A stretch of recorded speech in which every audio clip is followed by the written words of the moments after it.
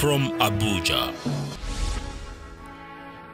It's all about the human struggle to raise the level of living. That's what it's all about. I'm Magnus Packel. This is Magnus Packel GVA.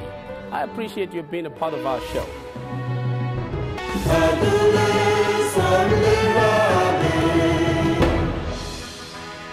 Recently, Congolese warlord Thomas Lubanga was found guilty of enlisting and deploying child soldiers by the International Criminal Court. Prosecutors in the case said that an estimated 60,000 people died in the Ituri region of the eastern part of the Democratic Republic of the Congo during the 5-year ethnic conflict that thankfully ended in 2003. In the conflict, Lubanga gained the notoriety of using thousands of young children under the age of 15 to kill and maim, taking them from school where they could be prepared for leadership and development to the bush where they were taught lessons in rebellion and destruction.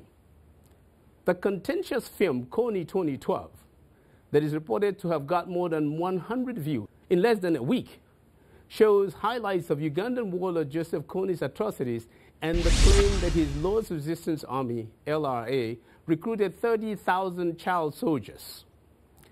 Reports also indicate that in Somalia, Al-Shabaab fighters abduct young girls and boys from their homes or schools, in some cases taking entire classes. Children are sent out to recruit other children, often having been lured to soccer fields. They are often taken to war after being mentally and physically abused. In 2004, a report said that up to a half of the world's child soldiers were in Africa, putting estimates at over 200,000, some as young as 7 years old. There was time all across Africa when if you did something wrong, people asked, where is he from? Our people don't behave like this. They would say that. Has urbanization destroyed that African thread in the fabric of our communities? I think what is gnawing at the fabric is poor community leadership. Human progress does not come carried on the wings of inevitability. It comes because people are committed to ensuring that it happens, even in the face of odds. In the end, any group that identifies itself in any kind of way must be able to organize itself, and hopefully for good. In view today, trading with the giant. But up next, our hidden economics for you. Why do women wear red lipstick? Stay with us.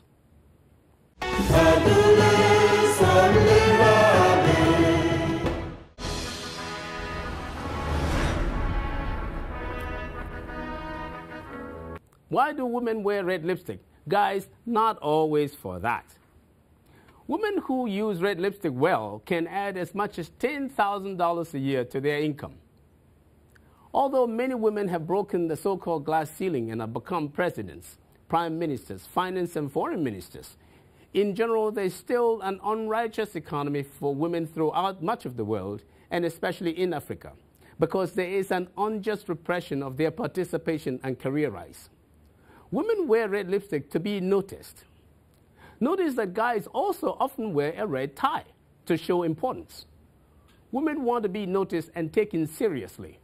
Women are constantly fighting and struggling to show that they are as good as the next guy. In the unjust repression, much better women often get much less recognition and pay. Wearing red lipstick can get you the attention you want and cause people to find out more about you. But you have to get it right. Well done and consistently, and with a dignified overall presentation, red lipstick alone can add as much as $10,000 a year to your income, as it increases the demand for what you have to offer. Now, women who are very successful already may not need the red lipstick that much. Also, some ladies do not like red lipstick and must use much effort to overcome the glass ceiling repression. Now, this may cost you as much as $5,000 a year.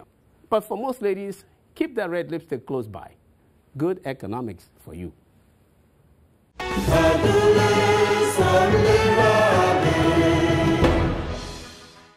Trade rather than aid is much more needed for economic growth and development in Africa. Economic growth driven by diversified trade and investment is the critical engine that will help end poverty in sub-Saharan Africa. But what happens when you must trade with the giant? Indeed, for Africa, accounting for only about 2% of global trade, just about every other region of the world is a giant. Until the recent ascendancy of China in world trade, the United States was Africa's largest trading partner. China has been able to bring its influence into Africa, often acting as the leader of the developing world. Even so, Africa's trade with the United States continues to grow in size and importance. How can Africa be successful in trading with a giant like the United States? In May 2000, President Bill Clinton signed into law the African Growth and Opportunity Act, AGOA, to expand U.S. trade and investment with sub-Saharan Africa. AGOA was to also stimulate economic growth and facilitate sub-Saharan Africa's integration into the global economy. But here are two questions. One, is Africa really taking advantage of AGOA to create jobs at home and speed economic growth and development? Two, what countries in Africa are leaders under AGOA for non-oil exports to the United States? In the year 2010, United States merchandise imports from sub-Saharan Africa were $65 billion, up 38% from 2009. However, AGOA imports, including GSP, during 2010 totaled $44.2 billion, up 31% compared to 2009. During this period, non-oil AGOA imports totaled only $4 billion and grew considerably slower at just 18% compared to total AGOA, which, as I said, grew a whopping 31%.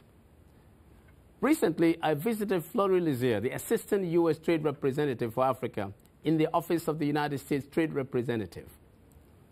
Ms. Lizier leads U.S. trade efforts and investments in sub-Saharan Africa and oversees implementation of AGOA. She also leads interagency negotiations and implementation of a number of trade and investment agreements with sub-Saharan African nations. Her robust knowledge and passion for trade with Africa is clear, as we see in my discussion with her. Take a look.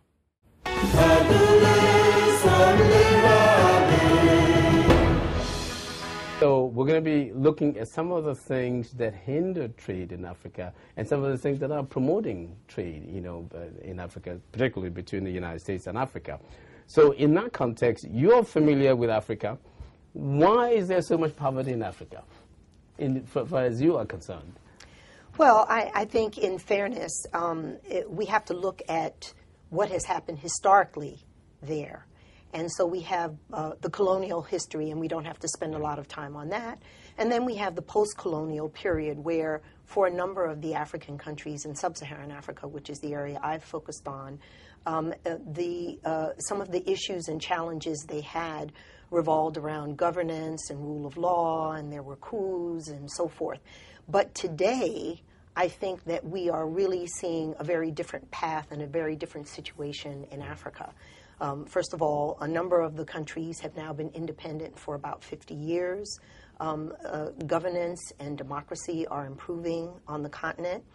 There are a number of really excellent leaders who are committed to making sure that there is greater participation and greater benefits to the African people in the economy. And in terms of trade, what we're seeing is that trade is increasing amongst the Africans themselves. The barriers to intra-African trade are declining. And we're also seeing Africa's share of world trade, its exports to the rest of the world, increasing as well.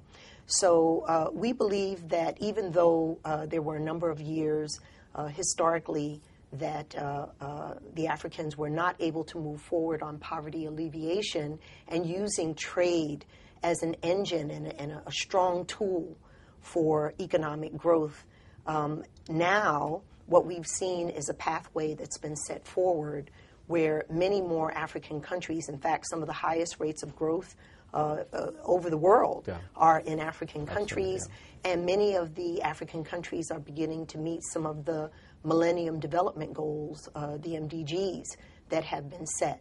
So yes, there is still a lot of poverty today.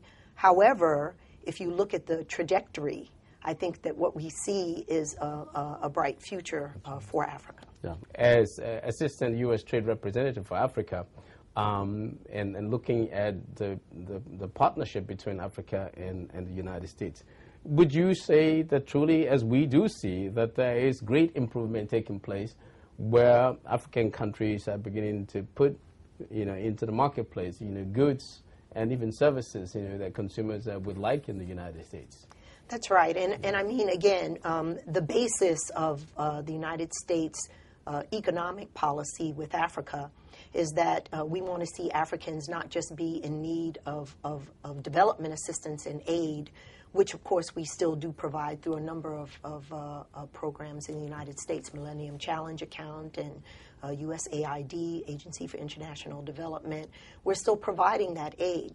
But what we know for sure is that trade is actually a much more powerful engine and tool for getting out of poverty. And the example that we use is that if Africa were able to increase its share of world trade by just 1 percentage point, that 1% would generate more in terms of resources for Africa, 3 times as much as all the aid that they get today. So it's about $70 billion would accrue to Africa.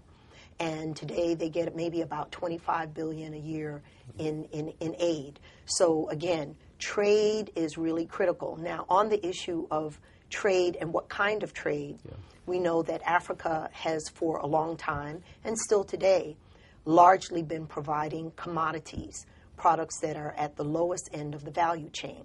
But truthfully, we also know that we will be dependent on Africa's commodities, its timber, its oil, its copper, diamonds, gold, etc., for many years to come. But what we want to do, and what we've done through the African Growth and Opportunity Act, is to give an incentive to Africans to add value to those products and to send us their processed products. And the last thing I would say about that is to be able to supply the U.S. market or the global market with competitive value-added manufactured products, you have to have certain kind of things in place. That you have to have the right kind of environment that supports the business community. You have to have an environment that is welcoming of investment. You have to have an environment where small businesses in Africa have access to capital. You have to have transportation systems that work effectively and are not high cost, which many of them are today. All of these things will allow Africa to be more competitive in the global trading system and to increase its share of global trade. And again, by doing so, Africa will have much more potential to meet the needs of its people and to bring up the level of living for many people on the continent. But the last I checked, you had, I think it was from 2010, you had about $44 billion of imports from Africa. Right. But 40 billion of that was oil or natural resources. Right. So you got only about 4 billion. Right. Which is probably about a half of what comes out of the Philippines and about the same as what comes from Bangladesh. I like to think that there's room for that to be for the number to be much better than that 4 billion in the years to come. That's right. Do you see any signs that that's happening? Because that 4 billion in 2010 was actually 18% higher than it was in 2009. So despite the global financial crisis in 2008, 2009, what we've seen is a growth in non-oil exports from the Africans to the U.S. and a diversification of those products. The kinds of products that are coming to the U.S.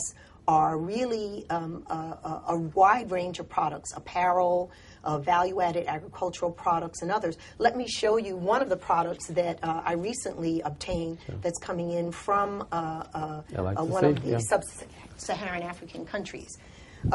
These are shoes that are made in Kenya. I love the fact that when you look in here, it says Uwezo, made in Kenya. There's an NGO that is working throughout Eastern Africa to help disadvantaged children in particular. And they're working with several companies throughout that region, including Uwezo, to produce products for the U.S. market You as a person working, doing all this, what has been really most exciting for you being on this job, working with Africa, and what have been some of the challenges that you have seen over the course of the period that you've been working on Africa? In the first meeting that I ever went to, I handled developing country issues in the GATT at that time. So I remember the first meeting I went to in 1980 in Geneva, Switzerland, of the GATT. There were very few Africans there. The Africans who were there, many of the representatives had to be both at the UN meetings, sort of up the hill, we called it, UNCTAD and the other UN-related agencies. And even though they were members of GATT, they weren't paying a lot of attention to sort of the global multilateral trade issues. So you didn't see that many Africans at the table. Now, you know, all these years later, when I go to meetings like the one that happened just a few weeks ago in Geneva, it's amazing. First of all, the Africans are the largest regional group at the WTO now. They are extremely active and visible. They are, in many cases, playing leadership roles, as we talked about earlier, with the Nigerian minister being the chair of the General Council meeting at the minister. Very good, so this is, we have come from, I have personally seen for myself, the Africans come from not being at the table too much, not saying too much, to playing a very visible and active role in the international trading system and the multilateral negotiations that are going on trade. I think, though, that we have to be frank that for many of these countries, they are at the beginning stages of this trajectory.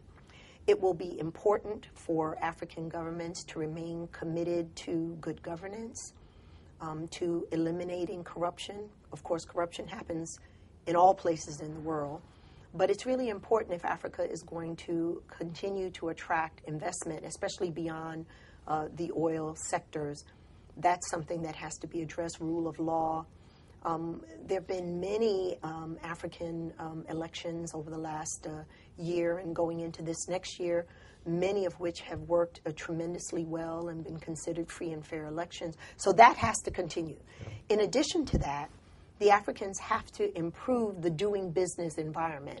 And frankly, I think that's already happening. The World Bank report that reports on the doing business environment reported that last year there were a number of Africans which were at the top in terms of reforming their environments for the business community.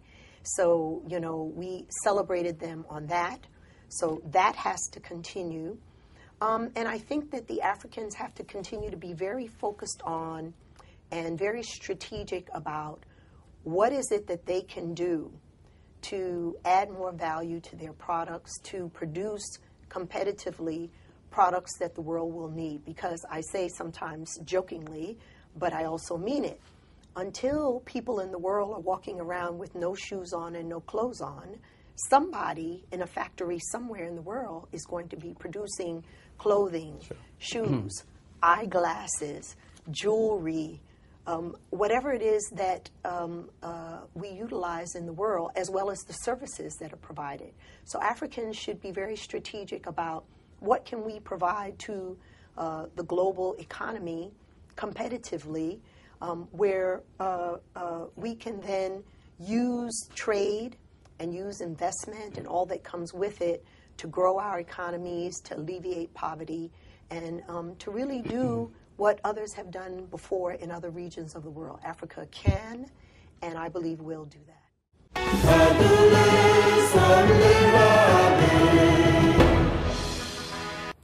Africa's share of world exports dropped by nearly 2/3 in 3 decades, from 2.9% in 1976 to 0.9% in 2006. By 2009, Africa's share had climbed to around 2%. According to the World Bank, if Africa's share of world exports had stayed at its 1970 level, its export revenue would be approximately 10 times larger than its current value. What's worse is that sub-Saharan Africa's excessive dependence on trade in crude oil and mineral resources continues, while other regions have increased their share of non-oil exports over the last 2 decades.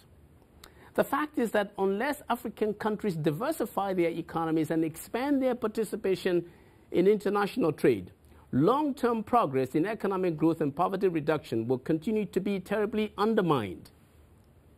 Indeed, broad-based economic diversification is needed to ensure mass participation in the economic development process. Without actively engaging the people, Africa may entrench an unrighteous economy that can bring calamitous results. In trading with the giant, Africa must recognize that the giant would rather trade with other giants. Water likes to find its level. People would also prefer to play with others their age and size. AGOA was set up in 2000 to make Africa become bigger in global trade. However, by 2010, only about $4 billion of sub-Saharan Africa's exports to the U.S. was non-oil.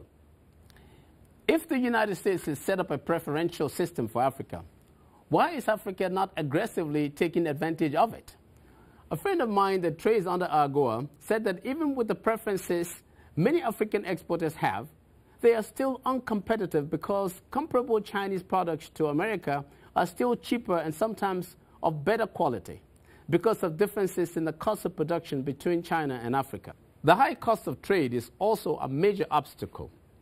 Basically, high trade costs and interest rates, unreliability of electric supply and other infrastructure, and also in the transportation of goods, have a negative impact on prospects for expanding African trade, making producers in Africa less competitive.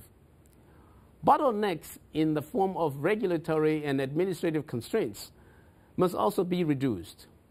Custom procedures and other requirements push up the cost of trade in Africa. The World Bank's Doing Business indicators reveal that the number of days needed to complete import and export procedures in African countries are among the highest in the world. Africa has about 15 landlocked countries that must find a cost-effective way to sea for their exports. These countries must overcome the high cost of inland transportation. In addition, to be successful in trading with the United States, sub-Saharan Africa must adopt strategies that promote the competitiveness of its exports by ensuring timeliness in the delivery of orders, providing regular capacity programs to entrepreneurs to address internal supply side constraints, and including in it information about American consumers. Industrial parks? Yes, industrial parks. Every municipality, province, or state must invest in industrial parks as a way of overcoming some of the infrastructure deficit-related problems. In industrial parks, we will have a location where everything for promoting production and trade is available. It would have 24-hour electricity, water, and security. It will be set up using a public-private arrangement. Only competitive producers or exporters will be permitted in the parks. Affordable credit will be made available for producers in approved sectors.